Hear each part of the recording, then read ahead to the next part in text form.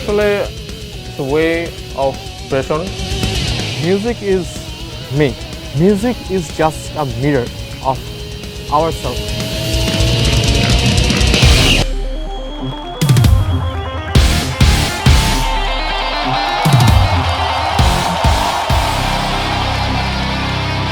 Music is therapy. Heal me. Music has a very deep connection with the soul. মিউজিকটা হচ্ছে বৃষ্টির মতো। বৃষ্টি যেমন মানুষকে ধুয়ে দেয়, একটা ভালো মিউজিক মানুষের হৃদয়কে, মানুষের আত্মাকে পরিচ্ছন্ন করে।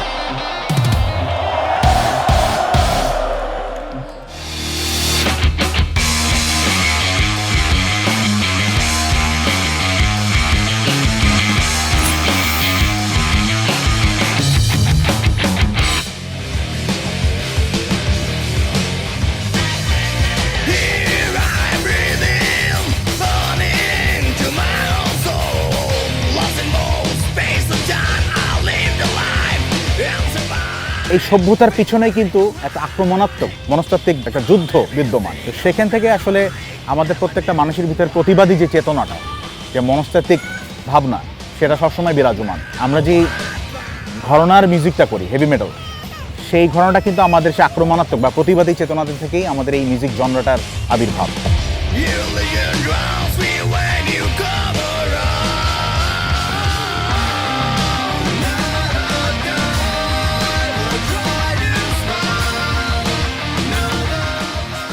It's a very good way of expressing your emotions. And heavy metal is a very, very, very rich genre. এখানে হচ্ছে কি lyrical thing to the music, to the aggression. It keeps your blood boiling. It's a very good way of expressing yourself, expressing your emotions, expressing your words.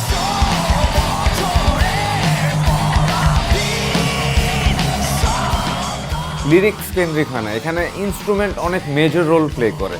যে গিটারের একটা sound, এই সাউন্ডটা কেমনে আনলো ওরা? মুখের সামনে এসে গিটারটা বাজাচ্ছে, এরকম অ্যাম্পের আওয়াজটা মুখের সামনে চলে আসছে, বা ড্রামসের এই কিকের সাউন্ডটা বা স্নেয়ারের সাউন্ডটা, এটার আসলে অনুভূতিটাই ডিফারেন্ট। অনেকের কাছে মনে হয় অনেক লাউড, অনেকে মনে করে এই জিনিসটা হচ্ছে এয়ার শুটিং না, এনার্জি দেয়, move on, move forward and March on. Heavy metal হচ্ছে প্রতিবাদের ভাষা, হেভি মেটাল হচ্ছে জাগরণের ভাষা, আর হেভি মেটাল হচ্ছে তারুণ্যের ভাষা।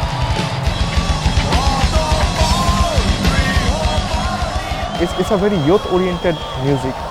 ইয়ুথরা কিন্তু সবসময় চায় একটা নতুন কিছু করতে। এই নতুন কোনো কিছু তৈরি করার জন্য যেই ফিলোসফিটা বা যেই রসদটা দরকার, সেটা কিন্তু হেভি মেটাল মিউজিক সবসময় ইন্সপায়ার করে গেছে।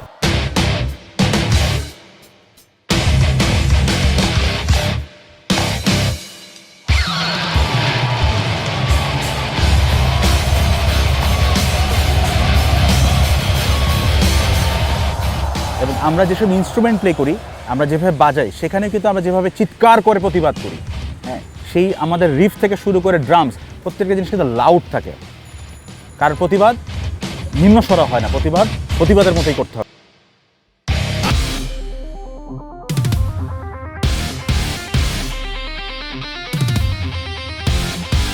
একটা অ্যাগ্রেসিভ মানুষ যখন প্রতিবাদ করবে, তার মিউজিকটা অনেক হেভিয়ার সাউন্ড হবে।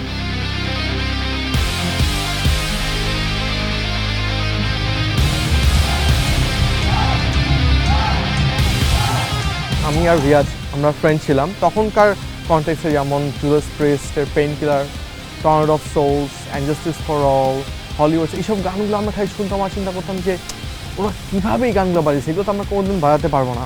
আমাদের যে ঘরানা আমরা মিউজিক করি সেগুলো শুনতাম এবং সেগুলো আসলে করতে চাইতাম, যে আমরা চাইতাম যে এই মিউজিকগুলো আমরা নিজেরা করব।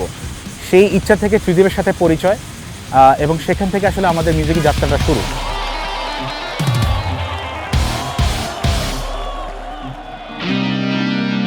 মেকানিক্সের শুরুতে আসলে আমাদের হঠাৎ করে এক বড় ভাই একদিন বলল যে বাংলাদেশে এইসব গান একটা শোতে কেউ বাজাতে পারবে না। তো তখন আসলে আমাদের মনে হয়েছিল যে ইটস পয়েন্ট যেদিন আমরা কাজ করতে পারি, এবং ওই সময় থেকে আসলে আমরা পরের 6 মাস আমার মনে আছে আমরা 24 ঘন্টা মনে খালি এই 4টা গানই প্র্যাকটিস করছি, এবং ঠিক 6 মান্থ পরে মেকানিক্সের ফার্স্ট শোটা আমরা করি as a project. First time যখন আমরা স্টেজে পারফর্ম করি, এবং তারপরে আসলে দেয়ার ওয়াজ নো টার্নিং ব্যাক। পরে অটোমেটিক্যালি একটার পর একটা শো আসতেছে এবং উই ওয়ার গোয়িং এভরিওয়্যার। এবং 2007-এ তো একটা রিয়ালিটি শো হয়, যে রিয়ালিটি শোতে আমরা পার্টিসিপেট করি এবং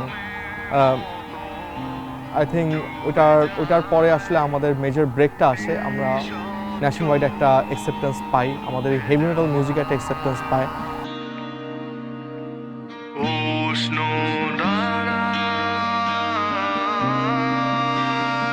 এই বন্ধুত্বদের থেকে কিন্তু মেকানিক্সের এখনকার যে পথ চলা সেটা মূল চাবিকাঠি। আমার মনে হয় 2005 থেকে আমাদের যাত্রা শুরু হয়েছে, এখন পর্যন্ত একটা লম্বা সময় আমরা পথ চলছি।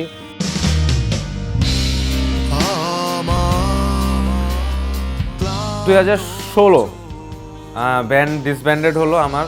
মেকানিক্সের তখন গিটারিস্ট ছিলেন জহিন ভাই। হঠাৎ করে জহিন ভাই আমাকে বললো, এই তোকে যদি বলি মেকানিক্সে বাজাই, তুই কি বাজাবি? আমার মনে হচ্ছে যে না, maybe I am dreaming. Actually জিনিসটা মানতেই পারতেছিলাম না। দেন আমি বলছি অবশ্যই বাজাবো, কেন বাজাবো না।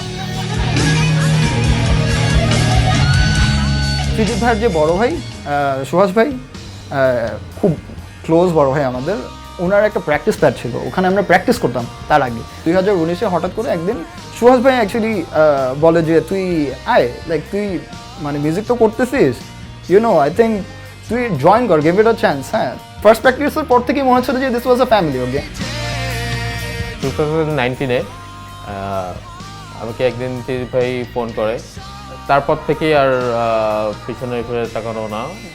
তো এরপরে 2019 থেকে টিল নাও একসাথে কাজ করে যাচ্ছি, একসাথে মিউজিক করছি।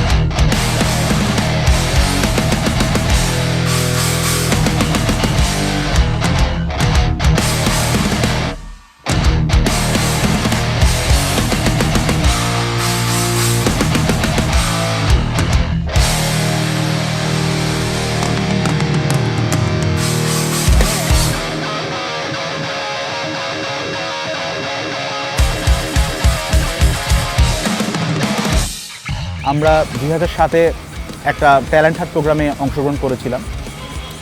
সেখানে আসলে প্রথমবার আমরা আসলে চিন্তাই করতে পারিনি, আমাদের কল্পনাতেই ছিল না যে এরকম একটা হেভি মেটাল ব্যান্ড, একটা লাউড একটা ব্যান্ড, সেটা কিভাবে সারা দেশের মানুষকে ভালো লাগার একটা জায়গা তৈরি করে দেবে। মেকানিক্সের আমরা যখন গান করি তখন আমরা চেষ্টা করি যে লিরিক্সটা, যে লেখনীটা, সেটা যেন আসলে মানুষকে ভাবায়, মানুষকে পরিবর্তন করায়, মানুষকে কাঁদায়।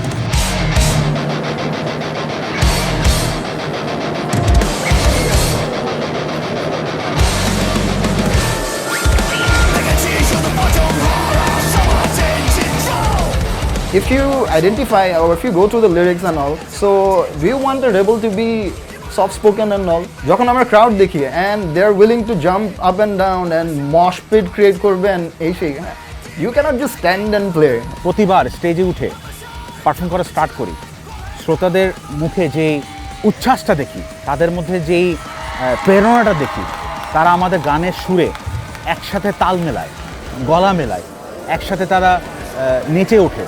এই জিনিসটা হচ্ছে একজন মিউজিশিয়ানের জন্য সবচেয়ে বেশি বড় পাওয়া। মানে কনসার্টে হচ্ছে আপনি লাইভ রিয়াকশন পাচ্ছেন, মানে আপনি একটা এনার্জি দিচ্ছেন, crowd is giving that back. তো এটার একটা অন্যরকম মজা, ক্রিয়েশনের মজাটা অন্যরকম। দুটা একদম দুই রকম, আমার কাছে মনে হয় না দুটা should be compared.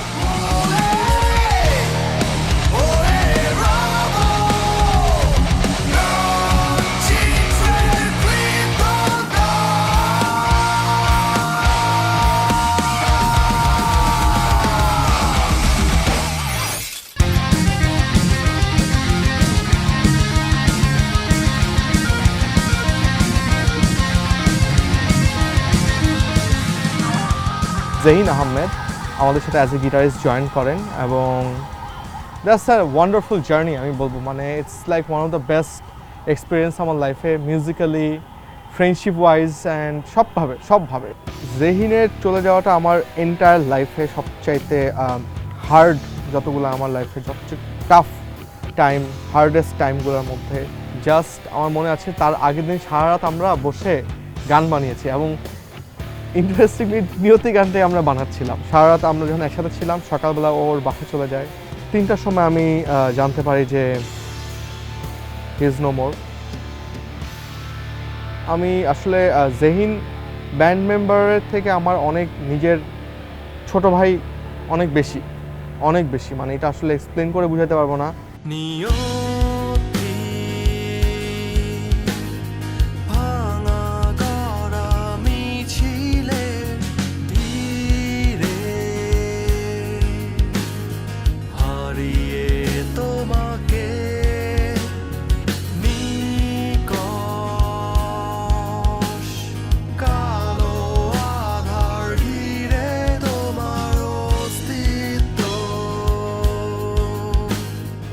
Still I cannot মানে টেক দ্যাট যে he is no more. Life goes on, হয়তো আমরা এখনও শোজ করছি, মিউজিক করছি, বাট জেহিনের প্রেজেন্স অসীম স্বপ্ন ছিল তোমাকে নিয়ে, সময়ের বাস্তবতা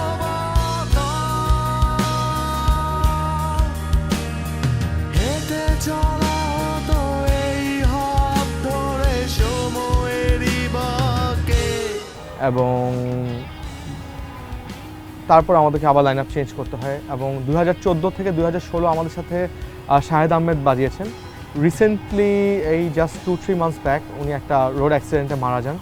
সো এটা প্রত্যেকটা ব্যান্ডের জন্য অনেক ডিফিকাল্ট। একটা মানুষের সাথে যার সাথে আপনি অনেক দিন ধরে ব্যান্ড করছেন, মিউজিক করছেন, হতে পারে সেই মানুষটার সাথে হয়তো আপনার ব্যান্ড না করা হতে পারে, বাট সেই মানুষটা চলে যাওয়াটার ইম্প্যাক্ট আপনাদের অনেক অনেক অনেক বড় থাকে। জেহিন চলে যাওয়ার পরে আমাদের একটা গান আছে নিয়তি, যেটা আমরা জেহিনকে অনেক ভালোবেসে আমাদের না বলা কথাগুলো বলতে চেয়েছি।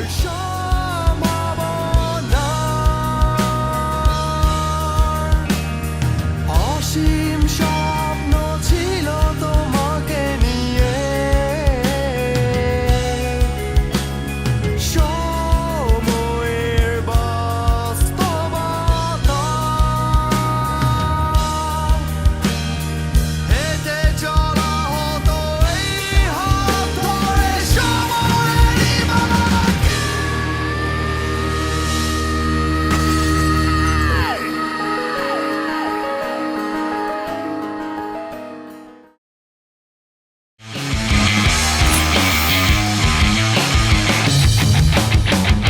না মানে ওয়েভ কি হয়, ওয়েভটা হচ্ছে উপরে থাকে নিচে নামে।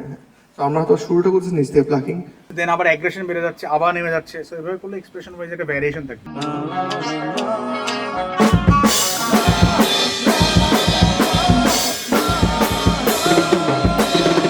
মেকানিক্স নামটা আসলে অনেকটা ফ্লুকের মতো বলা যায়। মানে আমাদের ইনিশিয়াল যে স্টোরিটা ছিল যে আমরা একটা প্র্যাকটিস প্রজেক্ট, যে কিছু কঠিন গান নিজেদের সেলফ ইমপ্রুভমেন্টের জন্য করব। তো প্র্যাকটিস প্যাড একটা নাম দিতে হয় বা একটা নামে বুকিং দিতে হয়। তো তখন আমার কানে হচ্ছে মেগাডেথ একটা ট্র্যাক আছে মেকানিক্স নামে, ওটা শুনতেছিলাম, অ্যান্ড একটা ট্র্যাক লিখতে হবে, জাস্ট মেকানিক্স লিখে আমরা প্র্যাকটিসটা ক্যারি অন করছি। তারপরে যখন একটা শো আসলো এবং শোয়ে কী নাম দিব ডিসাইড করতে পারছি না, তারপরে আমরা এই নাম দিয়েই একটা শো করি। যেহেতু ইট ওয়াজ আ প্রজেক্ট, খুব একটা সিরিয়াসলিও আমরা নিইনি, but then after that show আসলে আমাদের কখনো পিছনে ফিরে তাকাতে হয়নি, always it was going forward. So ওই মেকানিক্স নামটা থেকে গেছে। তাদের যে ফিলোসফিক্যাল যে ব্যাপারগুলো, যে এনার্জিটা, সেটার উপর বেস করে বেসিক্যালি মেকানিক্সের নামকরণটা করা। Heavily influenced by Megadeth, I can tell you.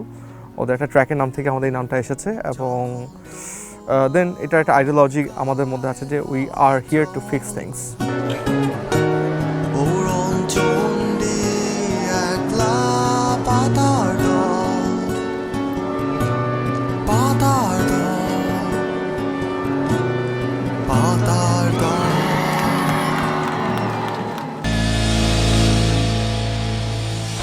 আমার পার্সোনালি সবচেয়ে ফেভারিট সংগুলোর মধ্যে একটা হচ্ছে মানচিত্র। এই গানটা আসলে ইটস অন ইয়োর ফেস। কেন আসলে মেটাল মিউজিক লাউড, একটা ক্যারেক্টার, যেহেতু খুব ব্যর্থ কবি হিসেবে তাকে আমরা পোর্ট্রেট করেছি, যেহেতু সব দেখছে, যে দেখছে ফেসবুকে কী হচ্ছে, আমরা রাস্তায় চলার সময় দেখছি যে অনেক অনিয়ম হচ্ছে, দুর্নীতি হচ্ছে, এইগুলো নিয়ে বেসিক্যালি লেখা।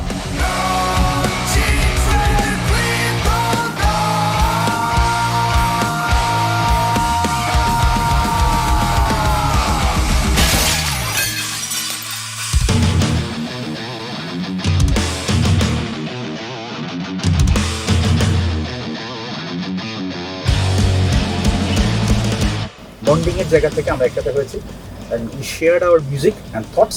ওখান থেকে কিন্তু ভালো ভালো গান বেরিয়েছে।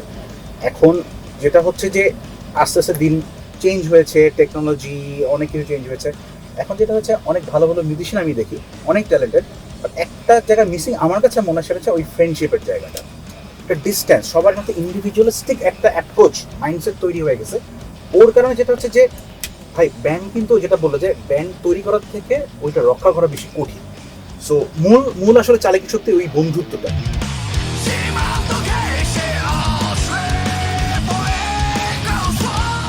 ছয় শুরু করছি, অলমোস্ট 18 বছর একটা ব্যান্ড। 18 বছর কিন্তু একটা ভেরি লং টাইম, এবং 18 বছর ধরে সেম লাইন আপ আসলে ক্যারি অন করা ম্যাক্সিমাম ব্যান্ডের ক্ষেত্রে খুবই ডিফিকাল্ট হয়। বিকজ যেটা বললাম যে আমাদের 18 বছরে কিন্তু আস্তে আস্তে আমরা উইথ টাইম আমাদের প্রায়োরিটি চেঞ্জ হয়, আমাদের ড্রিম চেঞ্জ হয়, ভিশন চেঞ্জ হয়, এবং চেঞ্জ হলে কিন্তু তখন আর ওই মানুষের সাথে আমরা একসাথে মিউজিক করতে পারি না। All my friends, my colleagues, my bandmates আর very good soul, we are very connected, soul connected. দুজনের কথা আমার খুবই আজকে বলতে হচ্ছে, কারণ দুজনকে খুবই মিস করি। আমরা সবসময় জেহিন এবং শাহেদ, তারা আমাদের মেকানিক্সের মেম্বার ছিলেন।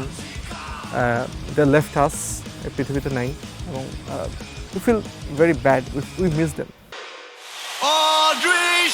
মিউজিক কিন্তু is not all about just গেলাম প্র্যাকটিস করে চল আমরা গান বাজাচ্ছি করতেছি, এরকম কিন্তু না ব্যাপারটা।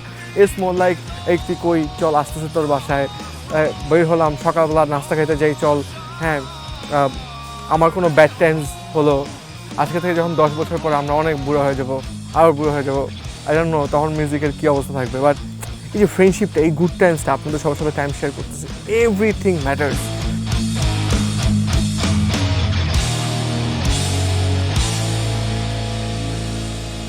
সো আমাদের one of the latest release Swapnobhongo গানটার নাম, গানের আন্ডারটোনটা একটা বিটার সুইট একটা আন্ডারটোন, যেটা অ্যান্ড লিরিকটা হচ্ছে it's open to anyone's interpretation. আমাদের অনেকে ক্লোজ ওয়ান্স থাকে, যে it can be anyone, love one, যেটা ও বললো, it can be your parents, it can be your friend. যখন এই পার্সনটা চলে যায় বা এই সোলটা চলে যায়, তখন অ্যাকচুয়ালি আমরা ফিল করতে পারি যে ওকে আমরা কতটুকু ভালোবাসি, এবং আরও কত কিছু বলার ছিল।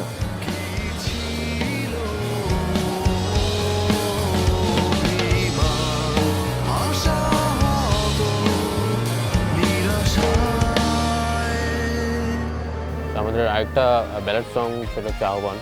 তো আহ্বান এই গানটা basically it's about friendship, it's about hope, it's about dream.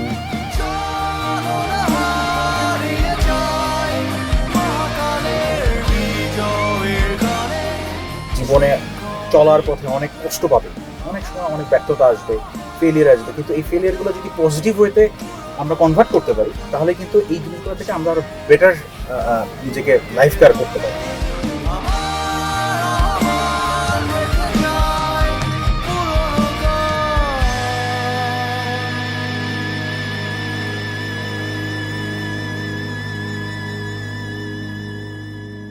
কেউ আমাদেরকে কোশ্চেন করে যে what is your profession, alright. So কেউ যদি উত্তর দেয় যে মিউজিক, তখন ওই পার্সনটা আবার জিজ্ঞেস করে যে মিউজিক তো করো বুঝলাম, আর কি করো। সো এটা একটা খুব কমন ফেনোমেনা বাংলাদেশে, যে মিউজিকটা প্রফেশন হতে পারে না। সত্যি কথা বলতে যে it's a very challenging job, মানে খুবই difficult job, but not impossible. Already কিন্তু আমাদের জেনারেশনে অনেক মিউজিশিয়ান আছে যারা মিউজিক করে they are living their life. I can name few bands name, যারা অলরেডি জাস্ট, অনেক ব্যান্ড আছে যারা মিউজিক করে, প্রফেশনালি মিউজিক করে ওরা লাইফ লিড করছে। But then again, is it a sustainable model? I don't think so.